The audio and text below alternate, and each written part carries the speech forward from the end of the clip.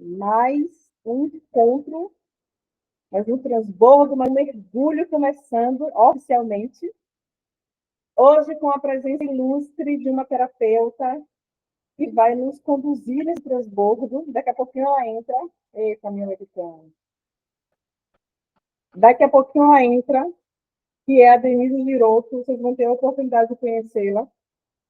Esse é o nosso terceiro encontro, que é o encontro do resgate. E antes de dar seguimento a esse mergulho, né, a esse resgate, na verdade, nós vamos fazer uma breve retrospectiva, porque você não estava no primeiro, a Cleide não estava no segundo, não foi, Cleide? Foi você que não estava no segundo. Então, a gente vai fazer aí uma breve retrospectiva para todo mundo poder...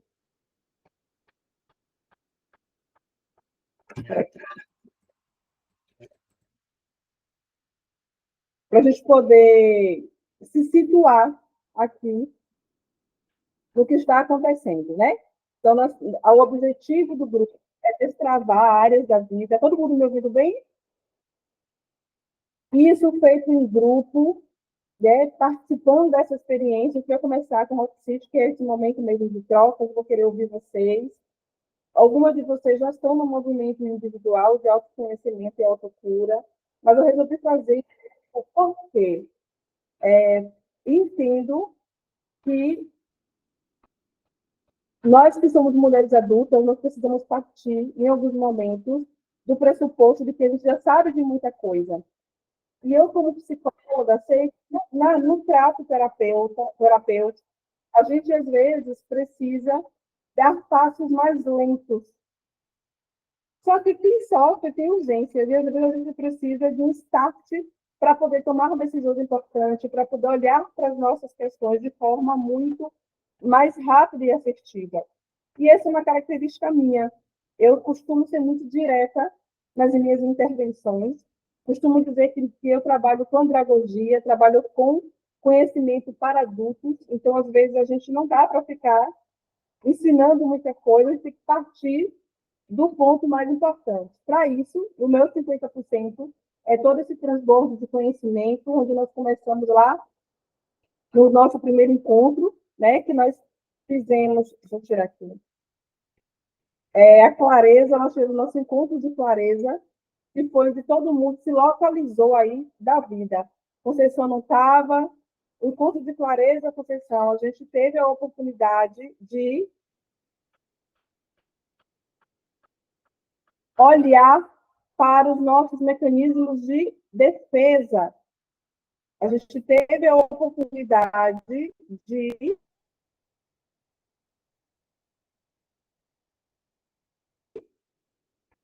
comunicar, de aprender. Isso aqui, gente, que eu estou fazendo. Só para que vocês possam. Aqui. Foi esse encontro de clareza na sessão 1. E nós falamos também sobre isso, né? Sobre as travas emocionais. Falamos sobre o medo, falamos sobre os quadros careados que nos impedem aí de dar passos na nossa vida. Esses quatro cadeados os nossos comportamentos disfuncionais diante de situações de medo, que é lutar, fugir, congelar e se submeter, tendo a luta nesse processo, como o nome já diz, quando eu estou no modo agressivo, eu estou no modo que eu vou para cima, que eu estou reativa a muita coisa, tem pessoas que são reativas.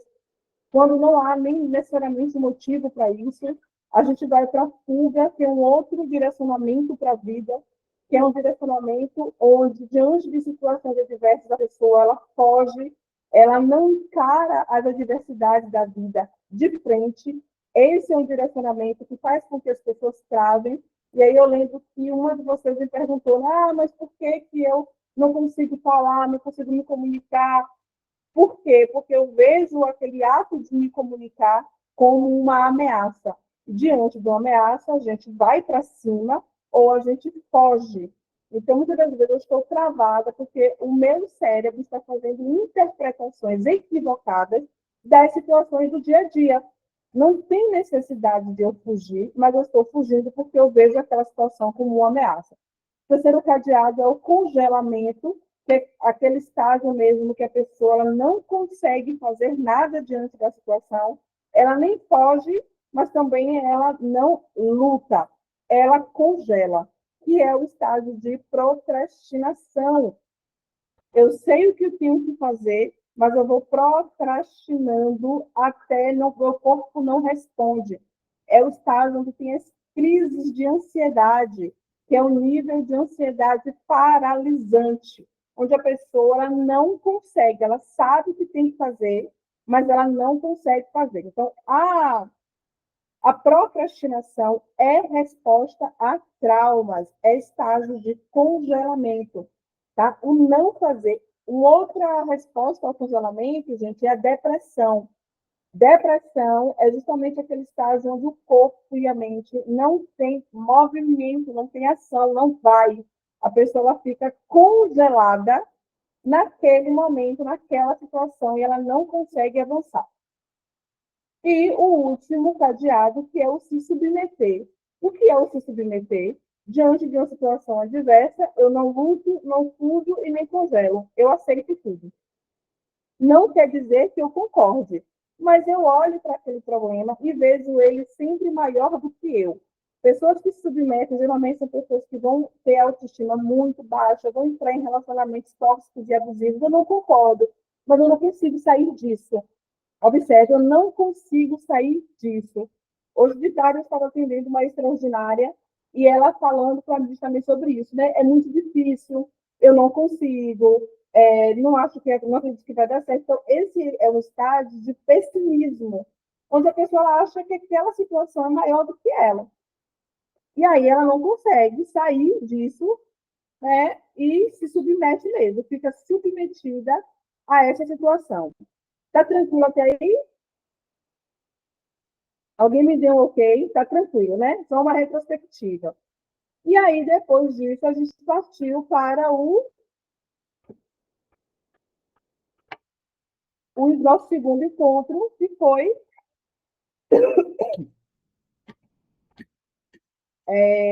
o mergulho, foi o momento onde a gente, que foi o nosso encontro passado, onde a gente pôde mergulhar nas nossas dores, né? Onde a gente pôde compreender, depois de ter compreendido qual é o meu algoz, né? Que a gente também identificou isso no nosso primeiro encontro, a gente se situou aqui. Qual foi o meu algoz, ou seja, em qual situação, quem foi a pessoa. É ruim esse momento, porque parece que a gente tem que estar voltando ao passado. Mas eu lembro que eu falei perfeitamente para vocês, quando nós estamos perdidos, o que, é que nós precisamos fazer? Quanto mais eu sigo em frente perdida, mais eu vou me perder. Então, quando eu estou perdida, eu preciso me localizar para saber pedir ajuda. E esses encontros é para que a gente possa se localizar, para saber, para não perder tempo nem dinheiro gastando com fugas que só vão reforçar a minha dor. Então, eu preciso saber em que momento, quem foi a pessoa, por que eu preciso saber quem foi o meu algoz, porque eu preciso saber quais foram os meus gatilhos. Ninguém se cura no mesmo local onde se fere. Então, se o meu algoz está dentro de casa, eu preciso fazer um movimento de saída. Se o meu algoz é o meu relacionamento, foi a minha escola de infância, foi o local onde eu morei, se o meu algoz hoje é o meu trabalho, eu preciso identificar quais são os meus gatilhos, porque senão eu vou gastar anos e anos de terapia e vou voltar para o mesmo local que me engatilha tristeza, ansiedade, depressão, medo, que gatilha as minhas reações. O que acontece com uma pessoa traumatizada? Ela perde, em alguns momentos, a capacidade de criar bloqueios de autoproteção quando acontece, quando ela é muito novinha. Alguém está tentando entrar, gente? Explicar, hein? Deixa eu ver aqui.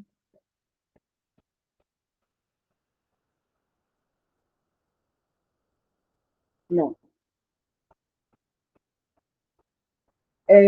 Ela perde a capacidade de se proteger.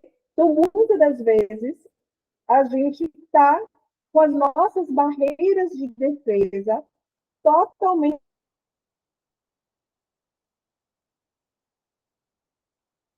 comprometida. Totalmente comprometida. E aí, eu acho que estou me protegendo para no buraco. O teste do sabotador, inclusive, hoje disponibilizei no Instagram, pago. Vocês têm acesso a ele gratuitamente. O que tem lá no teste dos sabotadores? Quais são os comportamentos que eu acho que é da minha personalidade, mas na verdade não é. São 10 sabotadores. O crítico, eu sou assim mesmo, eu sou uma pessoa muito autocrítica, eu sou muito detalhista. Fulano sabe, quando eu dou minha opinião, é porque eu sou muito detalhista. Isso é um sabotador, porque quem é muito crítico também se critica muito e faz com que ela paralise. Ela quer fazer tudo muito perfeito, então ela não consegue avançar. Então, crítico, eu tenho o hiperrealizador, aquela pessoa que quer fazer tudo. Eu tenho o hipervigilante, aquela pessoa que está sempre em alerta e que ela acha que ela é assim mesmo. Sabe? Eu tenho o Vitório, esqueci o nome dele, que é o esquivo, que está dentro dos, dos, dos cadeados lá, né? Que é aquela pessoa que foge diante de uma situação, ela foge. Então, isso é um sabotador. Aquela pessoa que evita conflito a todo custo. Ela acha que ela é uma pessoa boa. Ela acha que ela é uma pessoa pacificadora, que na verdade ela é uma fugitiva dela mesma. Ela não tem a capacidade de enfrentar os problemas dela de frente. Então, por isso que o teste de sabotador está lá disponível para que vocês possam aprimorar, aprofundar o autoconhecimento de vocês. E aí a minha mentira, né, verdadeira, que é, eu sou uma pessoa muito executora, não, você é hiperrealizadora e hiperrealizadora é tudo. Sou uma pessoa muito organizada, não, eu sou perfeccionista, não, meu amor, você tem traumas, tá? Porque o seu perfeccionismo impede você de estabelecer boas relações, de fazer o que tem que ser feito, fica travada. Nós estamos aqui no destrave. Então, essas são as mentiras. E lá no teste dos sabotadores, tem falando lá quais são as mentiras contadas para que a pessoa consiga viver aqui achando que está fazendo a coisa certa. E o convite à minha verdade absoluta. Né? O que é a minha verdade absoluta? O que é de verdade? E eu venho falando com vocês sobre aceitação.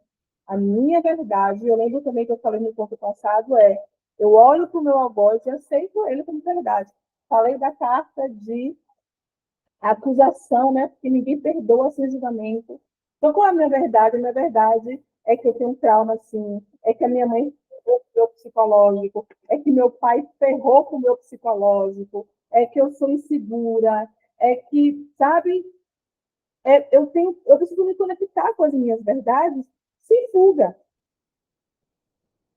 É isso, e aí o desafio do autoconhecimento é esse, porque a gente vai buscar, muitas das vezes, eu encontro uma resposta, mas aquela resposta não faz sentido para mim. Aí e aí eu vou buscar outra. Aí fico pulando terapeuta, tratamento, tratamento. E o problema não é o autoconhecimento, o problema é a autoaceitação. Você já sabe, mas você não aceita. E, por fim, o resgate, que é onde nós estamos hoje. Né? Nós vamos aí para o nosso resgate, que é depois que a gente faz todo esse processo. Cadê eu, gente? Não estou me vendo. Estou tentando aqui me ver. Depois que a gente faz todo esse processo, nós já sabemos quais são as nossas dores, sabemos quem é o nosso algoz, sabemos que estamos perdidos, sabemos quem são os nossos sabotadores. Agora nós vamos se resgatar. Por que você não resgate? Porque essa experiência que nós nos conectamos ao longo da vida rouba a gente de quem somos de verdade. Porque a gente constrói essa ideia de personalidade com base, na verdade, nas nossas dores. E aí, como é que eu sei, Márcia, que isso é um bloqueador, é uma trava, e não sou eu mesmo? Tudo é nós, mas nós temos potencialidade, a gente olha para os resultados, para as áreas da vida. Por que eu não consigo avançar no trabalho? Se eu estudei, se eu me dediquei, se eu me esforcei. Que eu sei que eu consigo fazer determinada atividade, mas eu não faço? Por que eu sei que eu tenho que resolver tal situação, mas eu não consigo resolver? Esse é um indicador de que tem travas emocionais ali. Por que eu recebo dinheiro, gente? O dinheiro dá. Tanta gente vive com um salário mínimo, eu recebo 3.000 reais, 5.000 reais, e o meu dinheiro não dá. Por que isso? Por que tanta gente vive bem com tão pouco e eu não consigo me organizar? Duas áreas da vida. Por que todo mundo consegue ter um relacionamento? Isso aqui que eu falo, que eu ouço, viu? Tanta gente pior do que eu, que a gente foi gente ruim, arranja, é umas panelas velhas que arranjam umas tampas. E por que eu não consigo estabelecer um relacionamento? Por que eu não tenho amigos? Porque essas perguntas existenciais, elas vão apontar a dificuldade desse indivíduo de viver a sua identidade, sua autenticidade, sua vida plena. Porque em algum momento ela se perdeu de quem ela verdadeiramente é. E aí, gente, eu entendo que cada pessoa tem sua religião, eu também tenho a minha, né? Mas a gente não pode deixar de considerar que nós somos feitos perfeitos. Nós somos perfeitos, nós somos feitos à imagem de Deus para viver o melhor da terra. Isso não quer dizer que a gente não que a gente não vai ter dificuldades, mas a gente precisa viver, no mínimo, as coisas boas. O mínimo com prosperidade e com abundância. Viver com prosperidade e abundância é o mínimo que a gente pode ter. Então, se a gente não está vivendo assim, se os relacionamentos, se a vida profissional, se a vida financeira, se a vida social não está bacana, é porque nós nos perdemos no meio do caminho, porque não foi para isso que nós fomos criados. Ah, mas é porque tem propósito para quem acredita, né? Tem karma, tem dharma, tem isso, tem aquilo, tem aquilo outro. Certo? É porque você não consegue viver o seu karma de boaça, já que você acredita. Entende? Então, sempre vai ter uma trava ali que vai nos afastar de viver aquilo que a gente verdadeiramente quer. E ainda tem mais. Eu, particularmente, acredito que o propósito a gente escolhe. E por isso que tem gente que passa a vida toda para descobrir qual é o propósito. Porque propósito a gente não descobre. Não é assim para todo mundo. Propósito a gente escolhe. Quando você escolhe viver um propósito, conscientemente, fica muito mais fácil de você vivê-lo do que você ficar esperando que Deus te revele. Existe uma diferença entre propósito e missão. Isso precisa ficar claro. Então, o meu propósito, eu defendo a ideia de que propósito a gente escolhe. Eu escolhi conscientemente que o meu propósito, que eu gostaria, que o meu desejo era me dedicar para ajudar mulheres.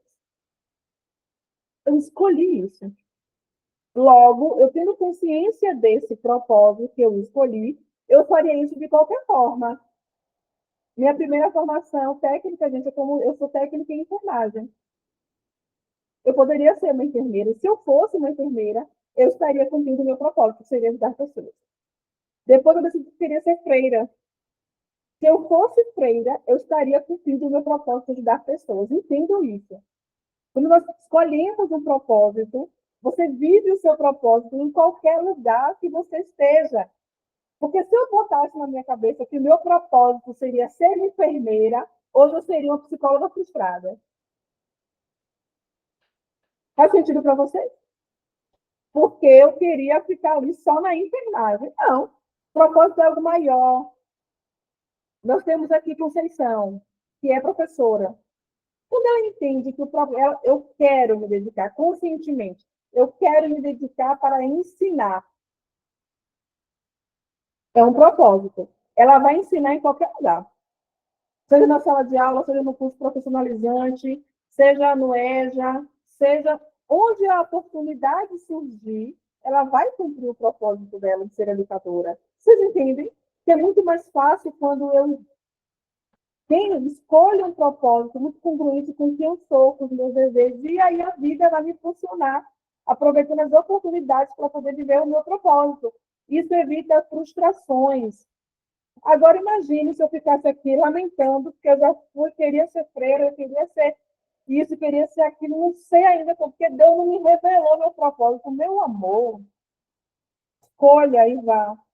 Porque talvez no meio do caminho você vai entendendo o que vai tocando em você para que você possa viver outras coisas, ou talvez até mudar de propósito, está tudo bem. Ele até isso. A gente pode mudar de propósito. Ok? Dentro do meu propósito, eu crio a minha missão. Está aqui. Estou aqui cumprindo minha missão, vivendo o meu propósito. Tranquilo para vocês? Então, para quem está perdido, Cleide é NutriCleide. Fisioterapeuta. Ele está na área de saúde. Então, qual é o propósito? Vamos pensar no propósito de ajudar pessoas a terem mais qualidade de vida e mobilidade. Ela é física, mas poderia ser uma pessoa de educação física, poderia ser uma pessoa que trabalha com tem negócio que é do meu nome, mobilidade, que eu esqueci o nome, que é muito próximo do físico, eu esqueci o nome. Yoga? Não, não entendi o que você Não, não falou. é yoga, não. Esqueci. Trabalha com mobilidade também. Trabalha junto com o físico, que é uma formação que não tem mais, inclusive. Enfim, eu vou lembrar, daqui a pouco eu lembro.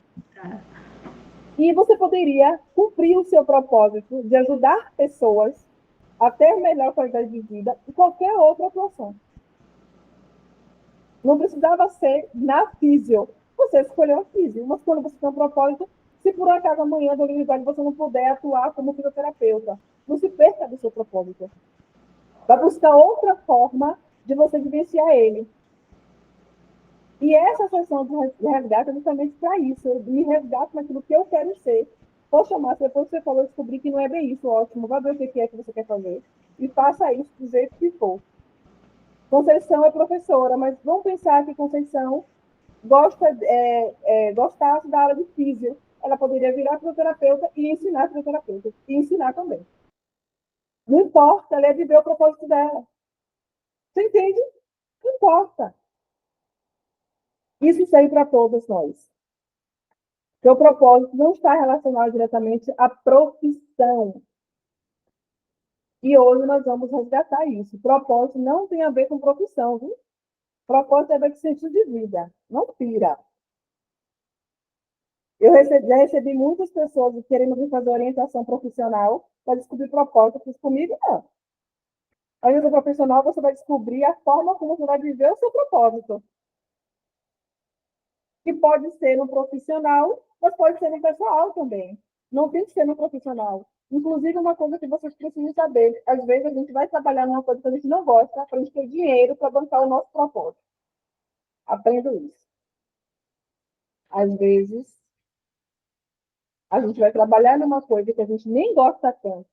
Mas, mas é porque eu não estou vivendo meu propósito. Sim, meu amor. Ganhe dinheiro com isso aqui para você viver o seu propósito. Diga, lindeza. É isso mesmo, Márcia, porque eu tinha sonho, né, de entrar na carreira militar. E com 17 anos eu fui para São Paulo, com 20 eu entrei na polícia. Fiquei 2 anos, aí resolvi sair. Saí, deixei tudo lá, voltei para Bahia.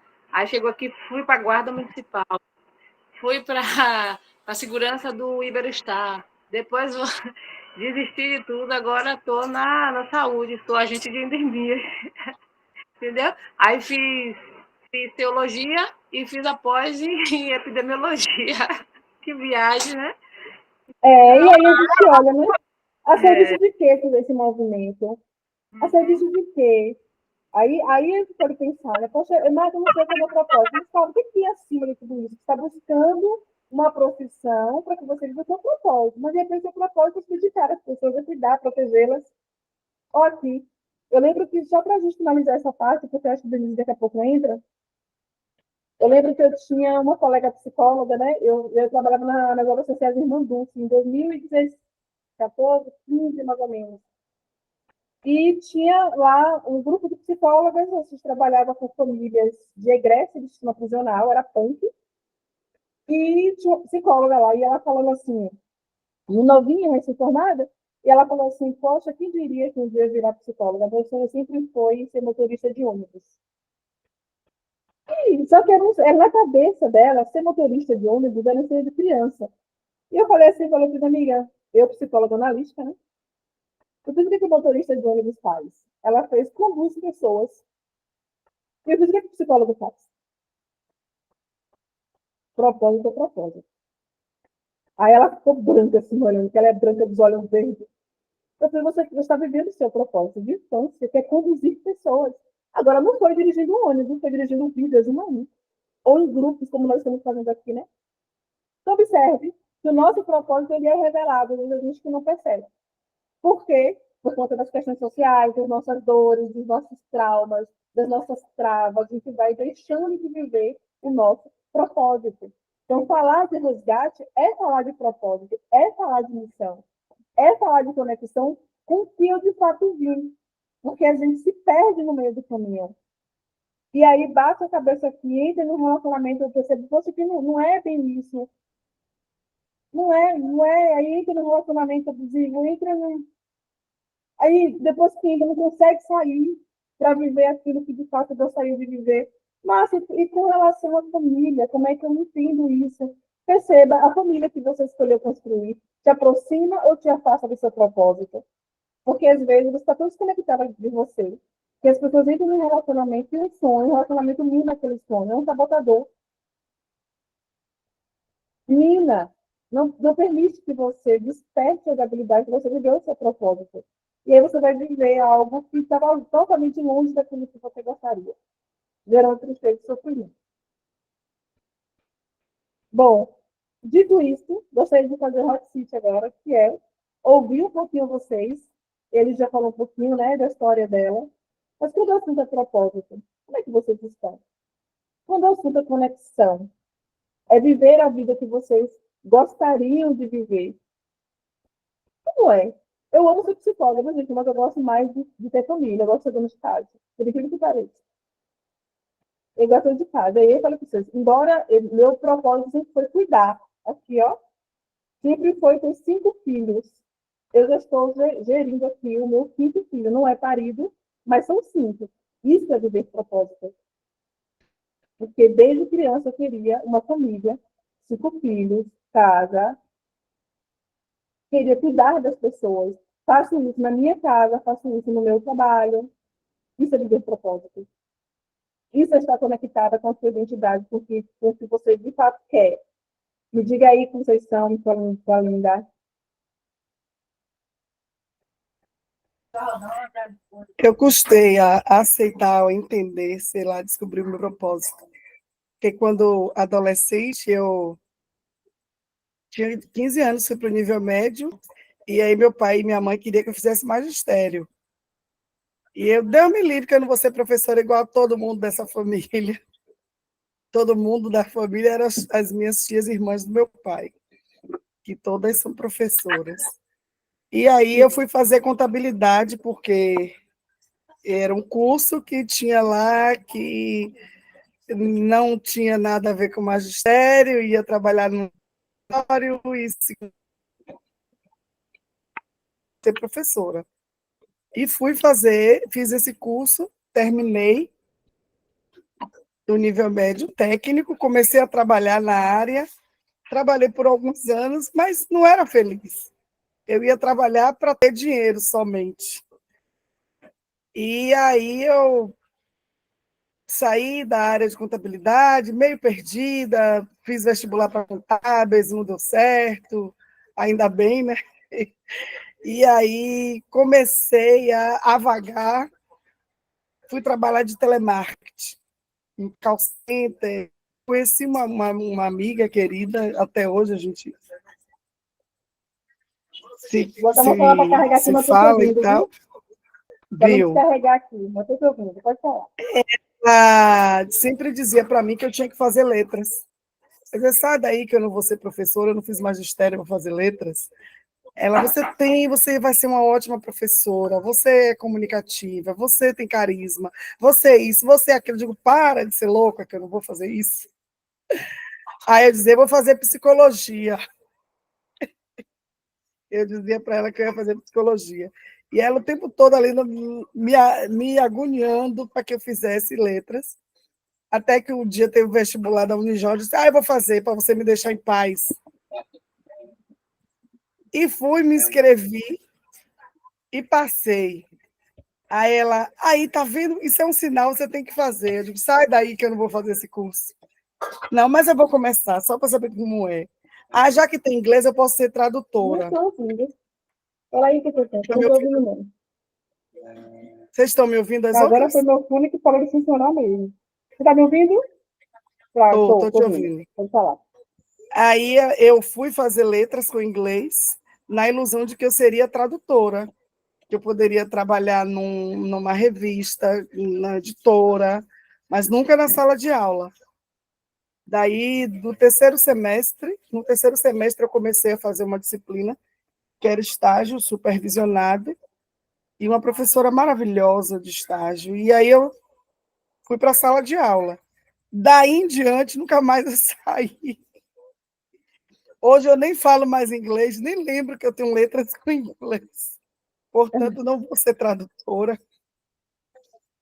E não me vejo fazendo nada que não seja isso.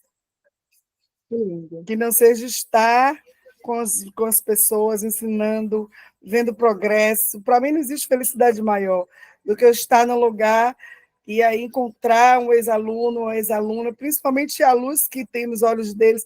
Professora Conceição, aquilo para mim é coisa de milhões. Outro dia eu fui para o dentista, quando estou lá deitada já na cadeira para a dentista me atender, ela disse assim: a senhora é professora de português? Eu disse: sou, por quê? Eu acho que eu fui sua aluna. Ai, que lindo. Eu digo: meu Deus, eu estou velha. É, Então é fantástico, eu amo a minha profissão, amo ser professora, não saberia fazer outra coisa. E é isso, eu achei o meu propósito, estar assim na educação. É perfeito. uma E aí, profissão que ainda é pouco valorizada no nosso país, a gente passa por muito perrengue, ainda mais onde eu atuo na escola pública, é muito desgastante. Minuto de estresse vale cada perrengue que eu passo. Quando eu encontro um aluno que me diz assim: quando eu fiz a prova do Enem, eu lembrei da sua aula, eu lembrei do que você me disse, nunca esqueci isso que você me ensinou, aquilo que você me falou, você acreditou em mim, e ver que eles conseguiram, isso para mim não tem preço. pois Não é, e há aí tem salário que coisas pague. interessantes que eu vejo, por exemplo, é a gente colocar para jogo na nossa vida pessoal e no nosso trabalho as nossas habilidades, que é comunicação, entendeu? Que é essa facilidade de se relacionar, de conduzir pessoas. Então, como é que eu sei que eu estou vivendo o meu propósito? É quando eu coloco, eu trabalho muito no meu Instagram, alta performance. Não que é alta performance, é quando eu coloco todo o meu potencial para jogo. Alta performance é isso. Então, eu estou hoje colocando o meu potencial para jogo, ou eu estou guardando por medo, por insegurança, por não ter descoberto ainda todo o potencial. Entende? Então, eu vou pegar. É porque eu não sei qual é a profissão da Rose, nem da Josemar. Ah, Josemar, José está aqui. José trabalha com vendas. Então, José é extraordinária, porque José, eu fico assistindo. Eu estava assistindo, ela trabalha com vendas, é ótima. Aí eu estava assistindo os vídeos dela, né? Então, trabalhar com vendas possibilita ela também de colocar para fora. Quem estava no encontro passado, ela estava falando sobre a forma como ela se veste. Então, ela pode se colocar para jogo no negócio dela. Lembra que eu falei do relacionamento? Às vezes, nosso relacionamento rouba a gente da gente. Então, dentro do meu trabalho, dentro do meu propósito, eu me coloco para jogo. Eu sou assim, eu sou expansiva, eu sou comunicativa. E por que tem muitas pessoas que estão infelizes e têm dúvidas do propósito delas? Porque elas não conseguem ser quem elas são. Elas não conseguem, às vezes estão fazendo alguma coisa no relacionamento que elas não conseguem ser quem elas são. Então, todo esse trabalho de clareza, de mergulho, e a hoje do resgate que o Denise já está aí, é muito bem-vinda, maravilhosa, daqui a pouco eu te dou a fala, é para a gente olhar para a nossa vida como um todo e falar: eu estou me colocando para jogo, para ter os resultados que eu tenho, eu estou respeitando a minha identidade no meu trabalho. Quando eu estou construindo mentoria com as minhas extraordinárias, é isso, eu preciso construir um negócio, uma atuação profissional que respeite a minha identidade. Então, o seu trabalho hoje ali, o seu trabalho Conceição, Cleide, Rose, te dá a oportunidade de você colocar para jogo a sua identidade? Ou será que você está presa ainda numa máscara, numa trava, que você não consegue explorar o seu potencial para ter tudo aquilo que você... O seu relacionamento hoje te convida, te possibilita que você coloque para jogo a sua identidade. Eu estava ouvindo recentemente, que eu estava falando, eu sou quem eu sou em qualquer lugar, menos em casa. Eu falei, nossa, que entendi isso. Como é que você consegue? Como é que você casar? Porque o marido critica o tempo todo, critica a roupa, critica o cabelo, critica o tom de voz, critica a forma que senta. Então ela está um robô dentro de casa. Nada que ela faz, é que faz, e não que triste. E aí não é viver propósito. Ah, Márcia, mas é porque eu acho que o propósito pela minha família não é bem, né? Não. Não é. Porque como é que você... Que propósito é esse que você não pode ser você? Que loucura é essa? Não existe isso. E aí, Denise está aqui, que é a nossa convidada de hoje, maravilhosa, para nos Oi, fazer gente. Gate, se apresente, maravilhosa. Seja muito Boa noite a todas. Entrei aqui, estava bem quietinha, só observando aí vocês estarem no diálogo de vocês. Estou muito honrada de estar nesse convite. Muito obrigada, Márcia, por ter me convidado. E é um prazer sempre que você me convida para fazer alguma coisa. Eu estou sempre junta, porque eu realmente acredito no seu propósito e acredito também no meu propósito. Então, poder lindo. trazer isso para o maior número de mulheres, para que elas se conecte com elas mesmas, mergulhe profundamente em quem são, esse faz parte aí do meu propósito de vida. Perfeito. Denise, sua câmera está fechada, porque você realmente não abriu ou porque está com algum problema? Não, ela tá aberta. Deixa eu ver aqui rapidinho, ó. Fechei agora, Pelo menos eu não estou vendo. Vocês estão vendo? abri. Ah, todo mundo vendo, é? Vixe, só eu que não estou vendo, Denise. Deve estar aparecendo lá no fundo, lá, porque tem muita gente. Não, não está aparecendo só a sua voz, mas deve ser alguma configuração aqui do meu. Porque aqui está todo mundo te vendo, né? Eu que não estou vendo. Tá bom. E aí, Marcinha, fiquei muito feliz com essa proposta, porque eu sou um fruto de vários mergulhos em mim mesma para poder me descobrir e me despertei. Meu processo, só me apresentando um pouquinho, tá? Eu entrei na mentoria com a Márcia. Antes da mentoria que eu fazia com a Márcia, eu já era atendida por ela, então Márcia foi minha psicóloga até o dia que ela falou assim: não vou mais te atender, você precisa voar, então caia fora, se saia e vá procurar alguma coisa que você precisa colocar o seu potencial para fora. E comecei os meus processos de busca e depois, já com as ferramentas na mão, eu voltei para a Márcia e falei: olha, já estou com as minhas ferramentas, agora eu preciso que você me oriente o caminho a seguir. E estou aí nesse caminho há mais ou menos um ano. Idealizei, eu não sei se todas conhecem, né? A Quiron Terapias. Hoje eu trabalho com constelação familiar e trabalho também com reiki xamânico, então eu sou uma psicoterapeuta xamânica, digamos assim, né? Então eu atuo muito na linha do xamanismo, que para quem não conhece, xamanismo é um conjunto de práticas ancestrais voltadas à cura. Então, ele não é uma religião, são práticas integrativas que nos ajudam a nos reconectar com nós mesmos e com quem somos dentro de sistemas na natureza, né? Então, a natureza é um sistema e nós fazemos parte dela. E quanto mais afastado nós estamos dessa conexão conosco e com a natureza, mais perdido nós ficamos e mais sem sentido a nossa vida fica. Então, essa filosofia, ela prega que em cada uma de vocês, dentro do coração de cada uma de vocês, existe uma parte da centelha divina. Deus mora em cada uma de vocês. E é uma filosofia muito bonita.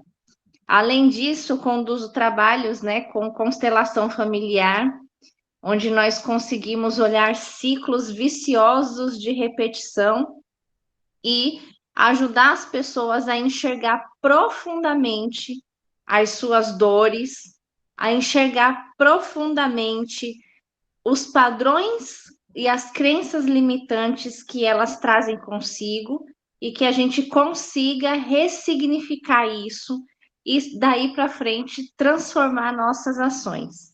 Então, é um trabalho assim muito profundo, a gente enxerga muito dores na alma, mas a gente tem a oportunidade de enxergar doer para não doer nunca mais. Muito forte, eu adorei isso. É fortíssimo, Márcia. É um trabalho profundo, é um trabalho que deixa a gente muito reflexivo dentro das nossas próprias dores, dentro dos nossos próprios, de quem nós somos, né? Então a gente vem numa busca constante por quem somos e onde nos perdemos. E a constelação familiar, né, ela foi criada por Bert Hellinger, um estudioso, um filósofo alemão que foi padre, e ele descobriu, na verdade, a gente fala que ele não descobriu a constelação familiar, ele observou as constelações familiares, né? Por quê? O movimento nas famílias em desordem, aquilo que está em desordem com a lei da hierarquia, a lei do amor, a lei do dar e receber, traz para a gente um desequilíbrio em várias partes da vida. Pode ser na parte financeira, pode ser na parte afetiva, né? Então, esse olhar para esse ciclo familiar e os acontecimentos vão determinar quem nós somos hoje, as crenças que nós temos e as travas que nós temos, os ciclos repetitivos que nós estamos causando a nós mesmos. Então, a sessão de constelação ela é muito profunda para que a gente possa identificar os ciclos nocivos que nós estamos nos colocando. E Você aí, nunca fez fácil, viu? Que eu já fiz e o negócio da baga forte. é fortíssimo, né? Então, só para vocês terem uma noção, né? A mãe, a mulher, ela tem a capacidade na vida de um filho de mostrar como o filho se relaciona com o mundo. Então, a mãe, ela é a precursora é o primeiro amor da vida de um filho. O filho é o último amor da vida de uma mãe. E a mãe um filho é o primeiro amor da vida de uma mãe. E a mãe é o último amor na vida do filho. Acho que eu inverti. Na verdade, a mãe tem o filho como aquele amor que ela nunca sentiu na vida. E o filho vai ter na mãe o seu contato com o seu primeiro amor. Então, daí começam questões de rejeição, né? Então, se você teve uma mãe assim mais difícil de se lidar, provavelmente aquela criança ela teve ali uma sensação de não ser aceita. E essa sensação é carregada por relacionamentos ao longo da vida. Já o pai, ele é responsável, né, dentro do estudo de constelação familiar, a empurrar o filho para o mundo. Então, a energia masculina tem esse viés, né, de colocar o filho para trabalhar, para desbravar, para estudar. Então, se a gente teve traumas muito profundos com essa figura, ou a gente cai no movimento de não aceitação de nenhuma dessas figuras, a gente pode ter problemas no âmbito dos relacionamentos, no âmbito financeiro, no âmbito do trabalho. Então, é um estudo muito profundo e que fez muito sentido na minha vida quando eu comecei a buscar, porque a busca foi para me curar. Depois eu entendi que essa cura que eu ocasionei na minha vida, eu poderia passar para outras mulheres.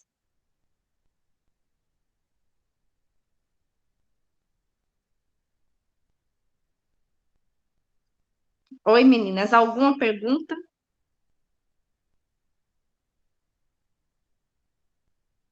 Estão me Conceição levantou ouvindo? a mão. Eu estou te Sim, ouvindo. Conceição levantou a mão. Pode falar, pode falar. sobre a constelação familiar. Isso é feito dentro. Eu já ouvi algumas coisas assim, superficialmente. Sim, É feito numa sessão, algumas sessões, para vamos que lá. você, eu não vou dizer cura, né, mas para que você consiga identificar, né, as suas dores e superá-las, Bom, digamos assim. a constelação em si, ela, na verdade, ela não é um tratamento. Vamos dizer que a constelação, ela vai te ajudar a enxergar o que está por trás daquela temática que você vem trazendo. É aquela dor profunda, onde você parou de seguir, é onde você estacionou. Então, você fazendo a constelação, você vai ter o contato direto com essa dor. E ela funciona de uma forma onde, dentro da constelação, nós vamos apresentar para vocês frases sistêmicas de liberação e de ressignificação. Então, eu costumo dizer o que é interessante, né? Quando você decide fazer uma constelação familiar, você está ali, ó, cara a cara novamente com aquele problema, com aquela situação que te causou dor. Mas é essencial, após a constelação, dar continuidade no trabalho terapêutico, no acompanhamento com o psicólogo, para você trazer os fragmentos que você identificou nessa constelação para a psicoterapia. Alguns casos acontece o quê? O paciente está lá há anos na psicoterapia, né? Anos e não consegue sair daquele movimento, não consegue entender o que causou e a gente não consegue aprofundar.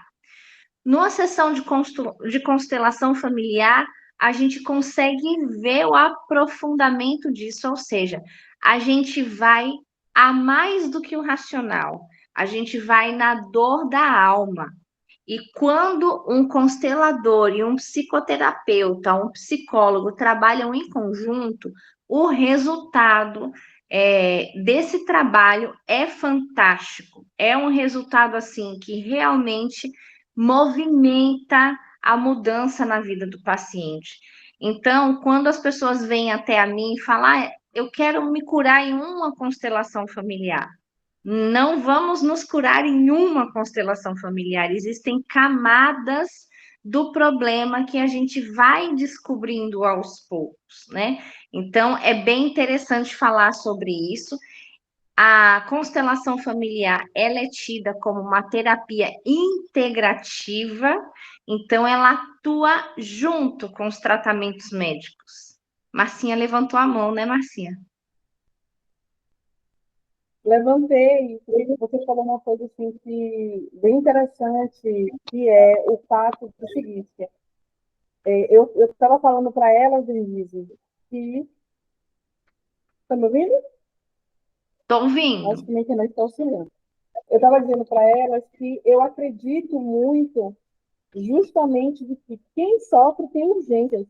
E que, às vezes, o processo terapêutico convencional, do que a gente aprende da faculdade, ele acaba sendo muito lento.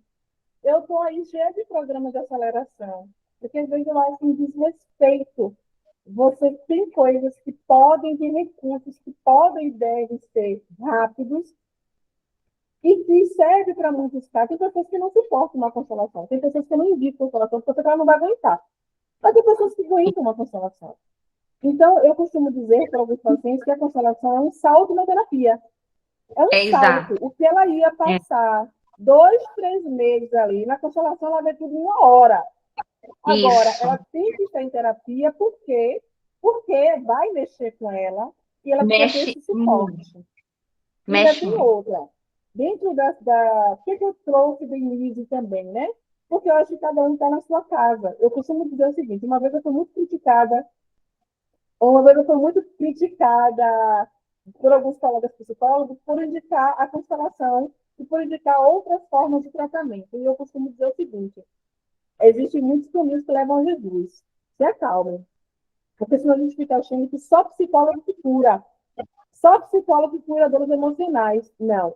psicologia é um dos diversos recursos que olha para as nossas dores emocionais.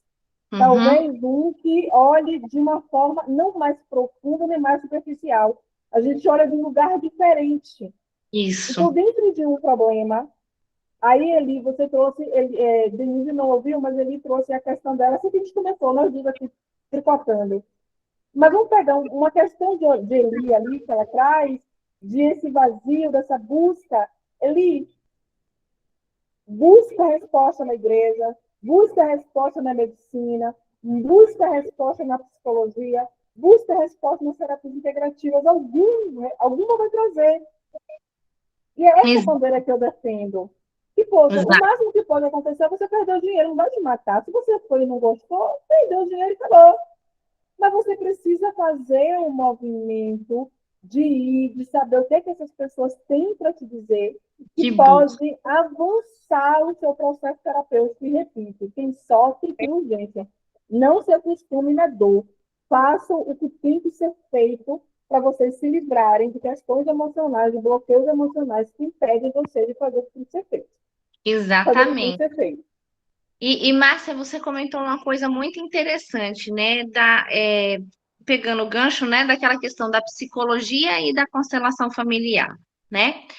Eu costumo falar o seguinte: o psicólogo é a pessoa que cuida da mente, dos padrões comportamentais.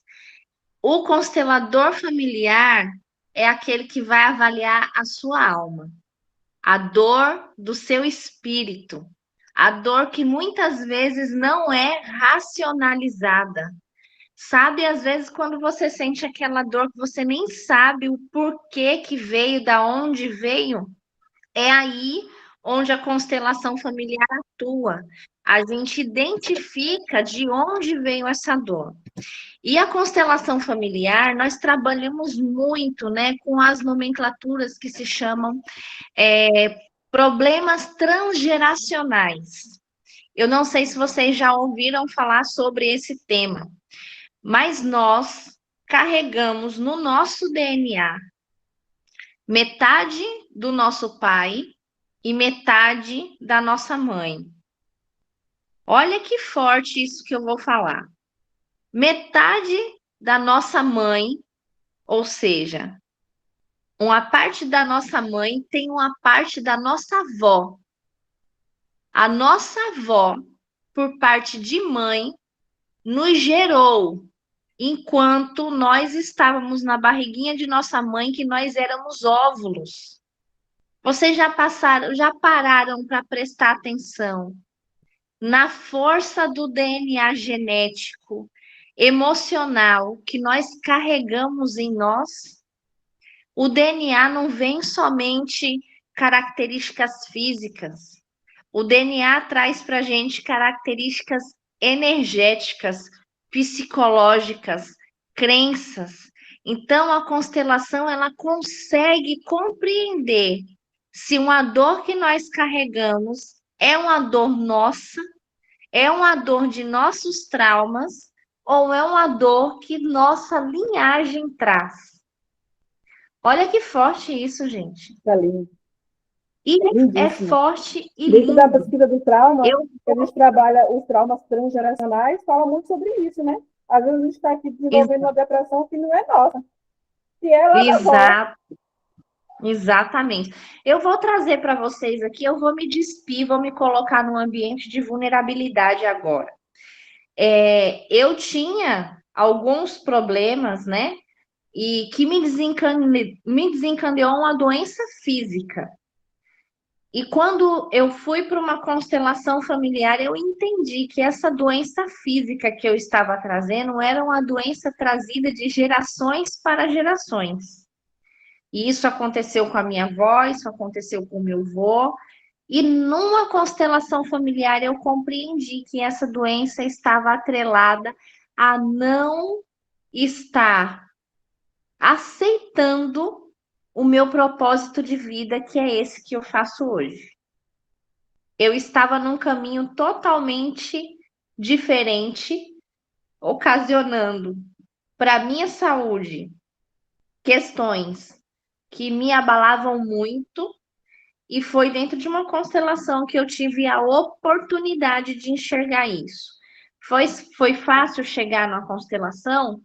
Não foi, em hipótese alguma. Por quê? Existem paradigmas de que é uma religião, de que se usa religião, de que se usa vidência, e constelação, ela não usa nada disso. A constelação é o puro sentir. A constelação, ela atua no campo do cardíaco, onde a gente sente a energia. Porque somos todos dotados de energia. Quando a gente chega num ambiente que nós sentimos assim aquele ambiente tenso, sem as pessoas não falarem nada, a gente não sente no nosso corpo os sintomas? Nossa, eu passei naquele ambiente, aquele ambiente está tão carregado, está tão estranho, tem tanta tristeza. Então, no campo da constelação, quando nós abrimos uma constelação, a gente sente, a gente tem um contato com o sentir daquela organização, daquela família. E com isso a gente consegue compreender quais são as ordens que não estão acontecendo aqui. É a ordem do amor, é a ordem da hierarquia.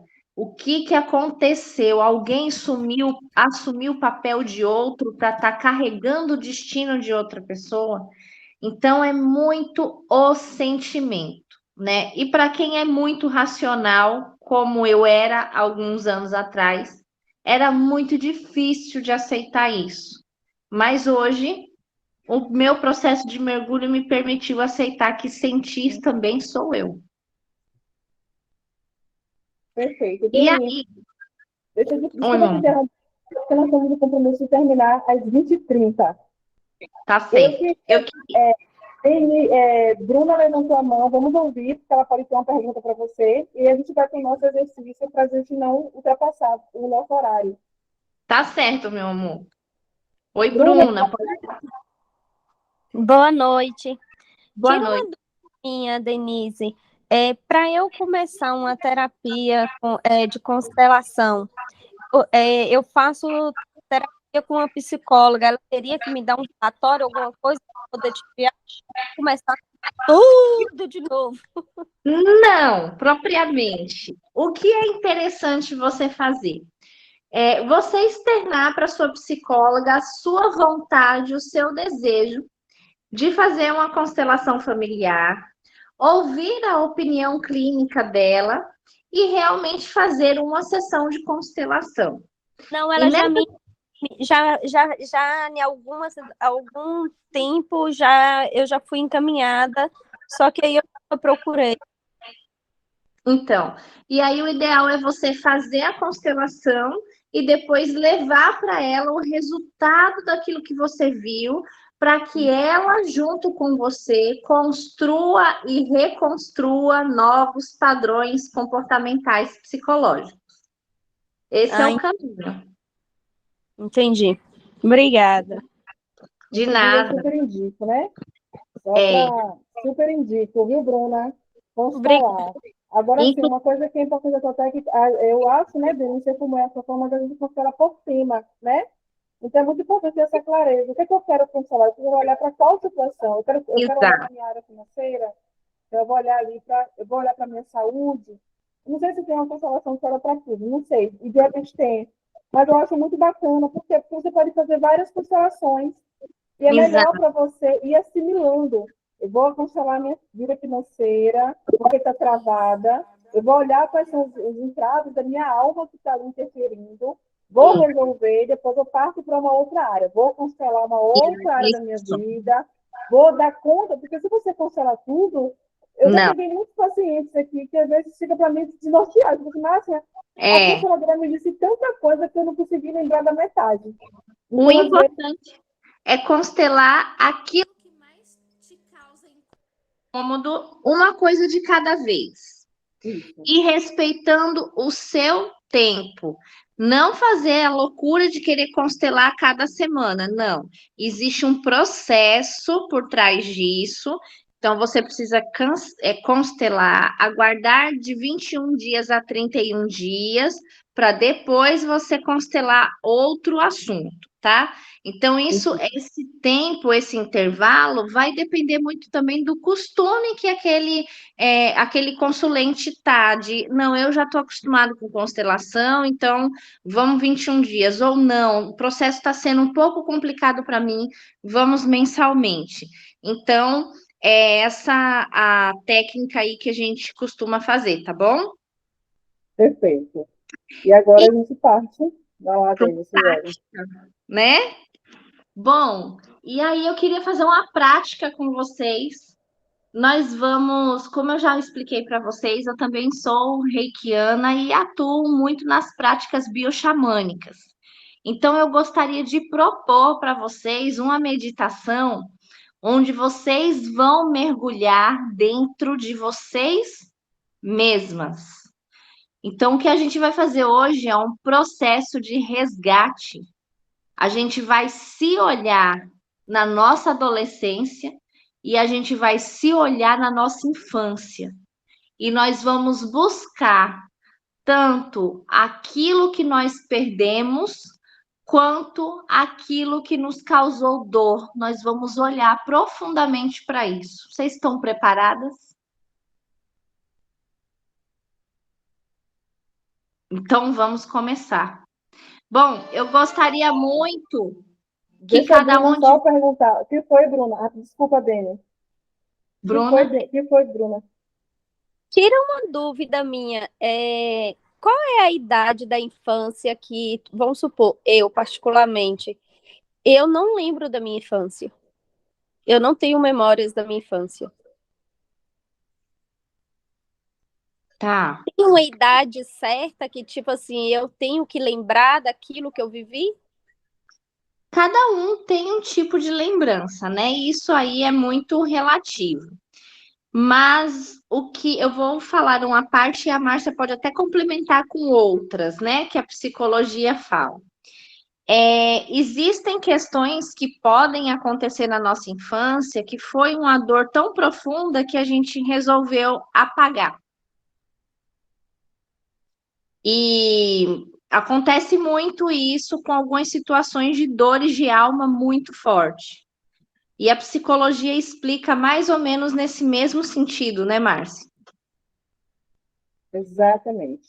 Na verdade, é um mecanismo de proteção, que é inclusive um mecanismo de fuga. Eu fugo dessa informação e aí, como autoproteção, a pessoa ela não consegue lembrar. É a amnésia de proteção mesmo, né? Até na vida adulta, às vezes a gente passa por uma situação, um choque tão importante, um assalto, às vezes, uma tão importante que a pessoa não lembra o que aconteceu, ela desmaia. Então, é o mesmo mecanismo de defesa da infância. Mas não tem nada assim de uma idade obrigatória que você tem que lembrar. Eu tenho memória de 3 anos de idade, já de 5 anos não tenho muito, aí depois tenho de 6, de 7, de 8, sabe? Então, depende muito de cada pessoa também. É importante olhar o fato que aconteceu na sua infância, o que pode ter lhe causado alguma situação desconfortável como criança. Tá bom? Mas aí tenta voltar para onde a memória conduzir. Vamos lá. Eu gostaria que todas vocês ficassem com a câmera aberta, até para eu poder enxergar como vocês vão ficar durante esse processo, tá bom? Então, vou pedir primeiro, abra suas câmeras, fiquem numa posição bem confortável. Eu vou soltar uma música aqui, vocês vão me falar se estão ouvindo. Estão ouvindo? Talvez não consiga abrir, Dani, porque ela está no trânsito, tá? Tudo bem. Rose. Estão ouvindo a música e minha voz? Pronto? Então, vamos fechar os olhos. Vamos respirar fundo. Respira fundo, segura e conta. 1, 2, 3 e solta pela boca. Respira fundo, conta 1, 2, 3 e solta pela boca. Continua respirando. Solta pela boca. Comecem a voltar a atenção de vocês para os pés, para as plantas de seus pés. Observe o toque dos pés no chão. Observe os joelhos. Observem a bacia. Observem o tronco. Observem as costas. Continue respirando fundo. Observem o pescoço. Observem a cabeça. E observem agora as batidas do coração de vocês. Observem o coração. Observem como se vocês estivessem entrando no próprio corpo de vocês. E vocês vão enxergar o músculo do coração pulsando.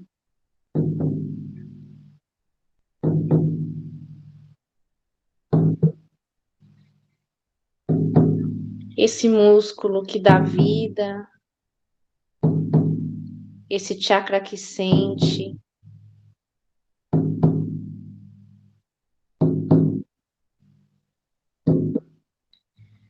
Como fossem uma luz, vocês vão se transformando em uma luz dourada, em forma de espiral, entrando nesse coração.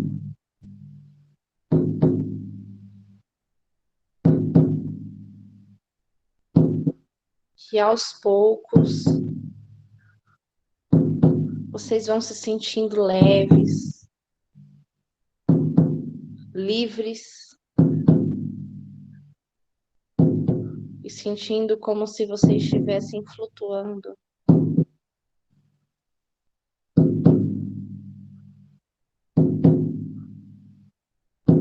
Voando para o lugar mais lindo que vocês já se viram ou que seus pés já pisaram.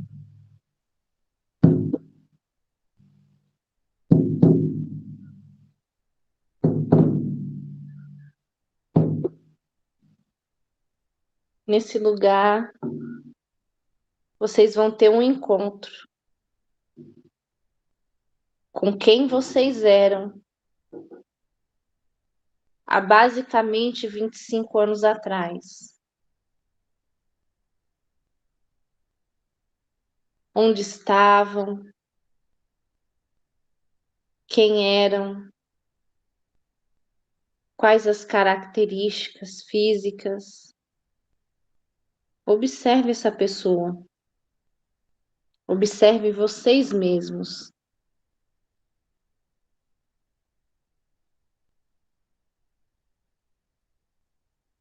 Neste momento, se aproximem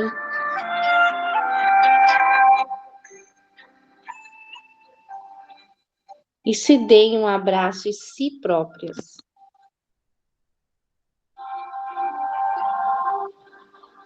Um abraço saudoso.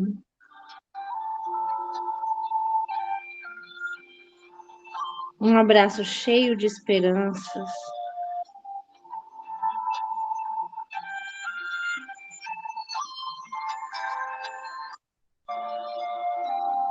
e repitam para essa pessoa: eu vim lhe resgatar.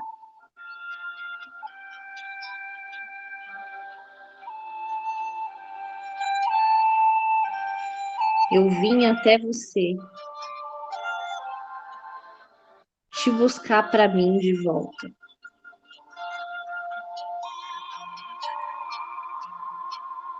Olha no fundo dos olhos dessa pessoa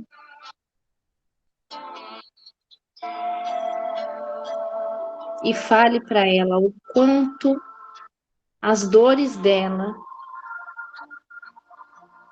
transformou vocês na mulher forte que são hoje.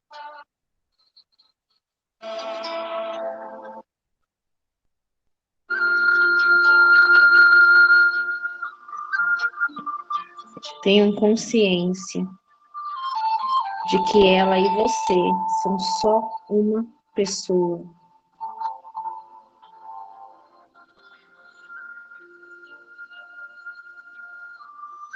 Se possível, um abraço, fale para ela: eu te recebo, eu te reconheço, eu te acolho.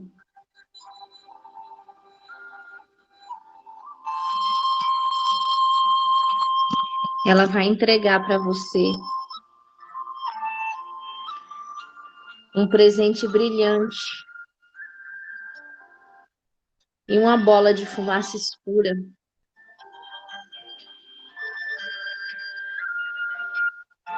Esse presente brilhante é a essência de vocês.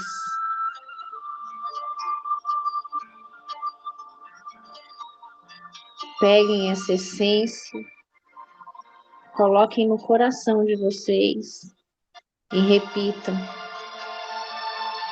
eu aceito essa essência novamente. Eu sou essa essência.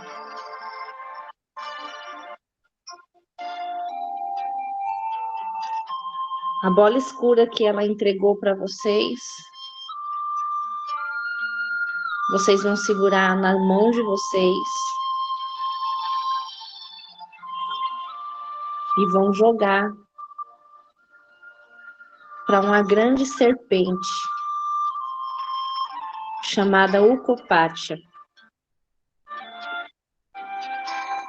Essa serpente, ela tem o poder de transformar a dor em amor. Entregue essa bola. Eu ofereço essa dor para transformação em cura.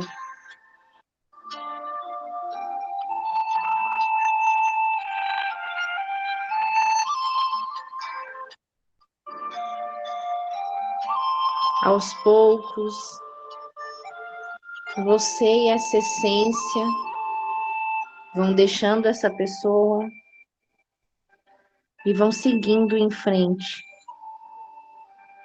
se despedindo com gratidão, olhando para trás, reverencie quem vocês eram há mais ou menos 20 anos atrás. Façam a reverência e repitam: eu agradeço seus amores, suas dores, pois você me fez forte. Eu me reconheço. Eu tomo minha essência em meu coração.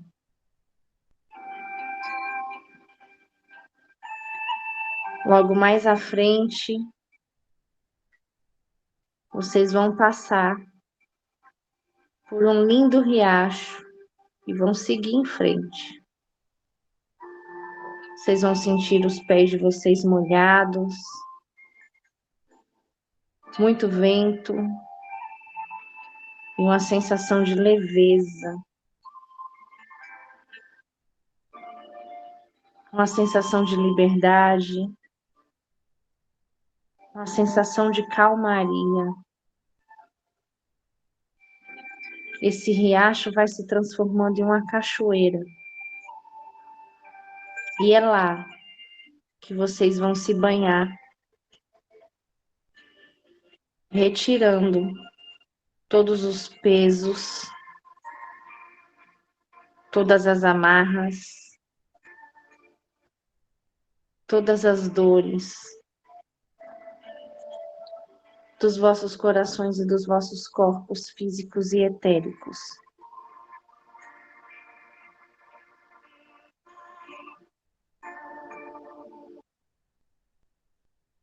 Aos poucos,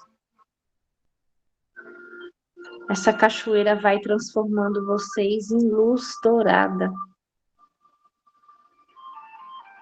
Uma espiral vai subindo pelas montanhas, saindo dessa natureza, correndo no vento e voltando aos poucos à batida dos seus corações.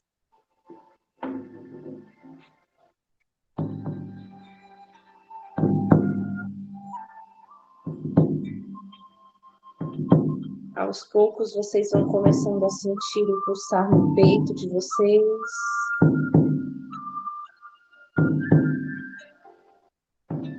Os pés no chão. A bacia. As costas. A cabeça. E um grande sentimento de unicidade, de pertencimento, de mergulho, de amor, vai tornando ao corpo de vocês.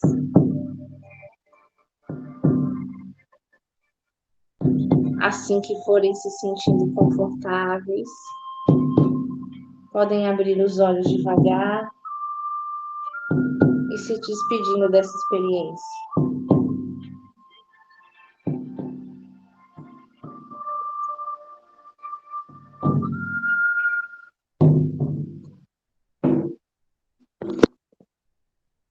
Olá, como foi?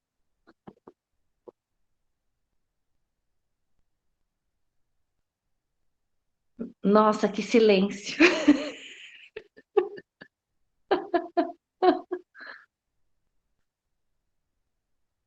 Meninas, vocês estão bem? Eu não consegui fazer direito porque eu tô sozinha com meu bebê, então ele não me deixou. Eu quase dormi. Márcia, seu microfone está fechado. Foi ótimo, eu quase dormi. Que bom. Assim, né? Desacelerei. Tá gravado, Bruna. Isso, depois pode fazer novamente. Eu só queria falar, assim, que você falou voltar, eu voltei para uma fase tão interessante que, às vezes, gente, a gente esquece de quem a gente foi, a gente está tão no automático. E eu lembro que eu fui uma adolescente tão tão espiritada, tão cheia de vida, tão cheia também de bloqueios. Eu fico pensando, nossa, como eu cresci, como eu evoluí, hein? E a gente esquece de olhar e perceber o quanto que a gente evoluiu, né? E fazer esse encontro assim, foi maravilhoso, Denise. Obrigada. E o que é importante é pegar essa adolescente espivitada e trazer para o dia de hoje, que é isso que vai te dar a sua autenticidade. Exatamente. É exatamente isso, é aquilo que a gente era, é aquilo que a gente sentia, é isso que faz parte da nossa essência. Exatamente. Na hora que você falou para a gente voltar, né, 20 anos, 25 anos, que eu busquei quem eu era e quem eu sou hoje, aí dá para entender aonde eu me perdi, cadê aquela pessoa mais firme, mais determinada, que hoje está mais perdida. E uma coisa muito legal para trazer para vocês nesse exercício de hoje. Pega aquilo que vocês mais viram eu vi muita alegria, eu vi muita determinação. E se desafiem em alguma parte da vida de vocês ser mais determinada, conscientemente. Não, aqui eu vou escolher dessa forma. Não, aqui, nesse ponto, eu vou ser a Márcia espivitada. Aqui, nesse ponto, eu vou ser a Cleide sorridente. Então, escolham trazer aos poucos para vocês a essência de vocês. Nossa, não podia ter um resgate mais extraordinário. Cleide, eu quero te ouvir. Que delícia.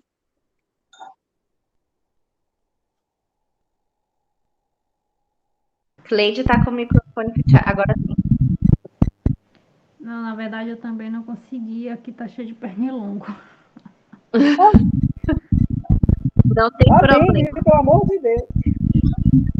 Bem, assim, ó, muita gente tem muita dificuldade, né? E eu De se tenho. concentrar, de fazer uma meditação. Meditação é igualzinho exercício de academia. Você precisa treinar um pouquinho para a gente ter essa facilidade de entrar nesse mundo do silêncio mental. E a gente não tem um silêncio total mental e não precisa ter, até porque é uma meditação guiada. Então, ela é mais efetiva porque eu vou conduzindo você ao lugar que você precisa ir. Mas é aos poucos.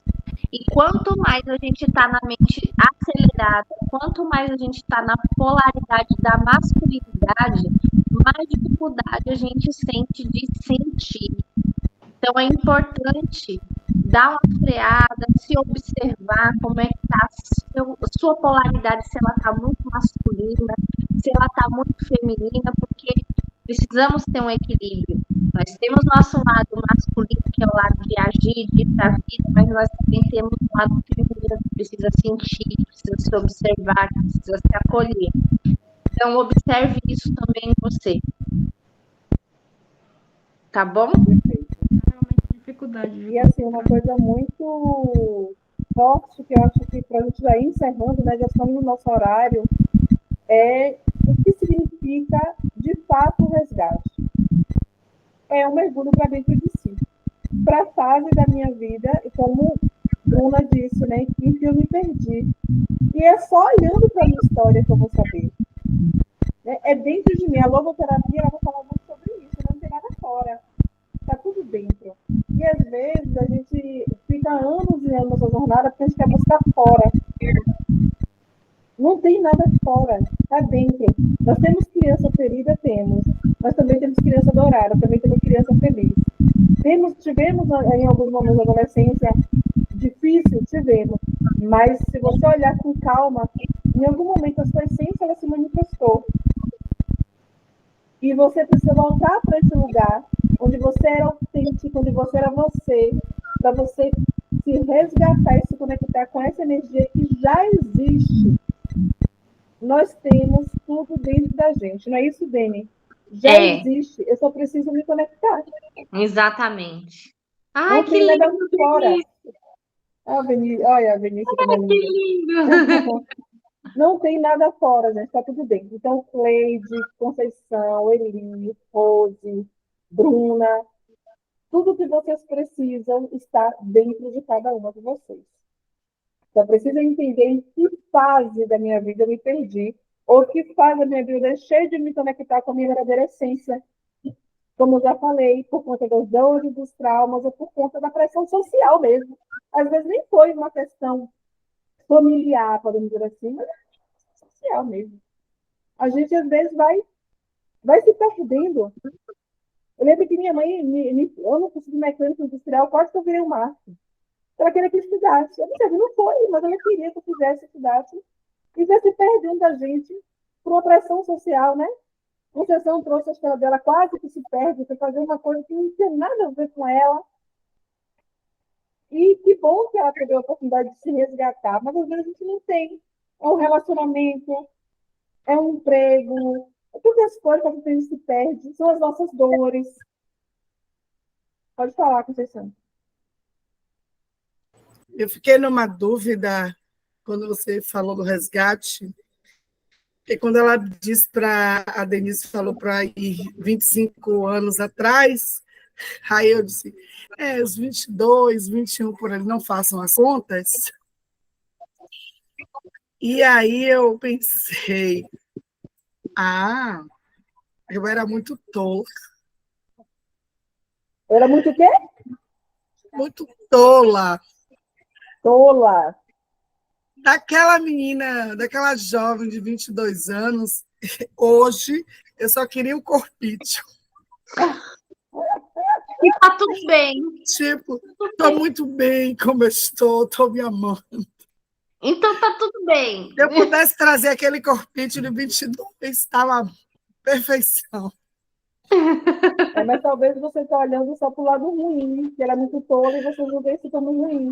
Ou talvez essa tolice, de uma forma madura, pode ajudar você a olhar com mais leveza para muita coisa na sua vida hoje. Ter mais leveza, talvez, né? Então, é uma possibilidade. Tola. Eu também pensei, eu era tão rebelde, mas hoje eu continuo sendo rebelde. Eu queria trazer. Agora tem uma coisa da essência que eu mantive, né? Eu era feliz. Olha aí. E eu continuo feliz. Eu me considero, sim, uma mulher feliz. Essa menina de 22 anos era tola ou era doce e acreditava na bondade das pessoas? Eu continuo. Hoje eu até falei sobre isso, Denise. Porque eu tenho um companheiro que é o oposto de mim. Ele é muito desconfiado. Então, assim, ninguém para ele presta, até que prova o contrário. E eu penso o inverso. Para mim, todo mundo é super gente boa, até que me decepcione. Então, assim, eu prefiro dar para as pessoas a oportunidade delas me decepcionarem, entre aspas, do que ficar nessa tensão de, não vou ser surpreendida negativamente. E eu acho que, depois de algumas sessões de terapia, eu penso que está tudo bem. Que então, essa sou eu, é a minha essência. Então, eu gosto. Problema seu que você me apunhalou, deixou de ser minha amiga, perdeu você, porque eu sou ótima. Porque eu sou boa assim, isso aí. Sou ótima, eu sou ótima. Você que lê. Sou ótima. Meninas.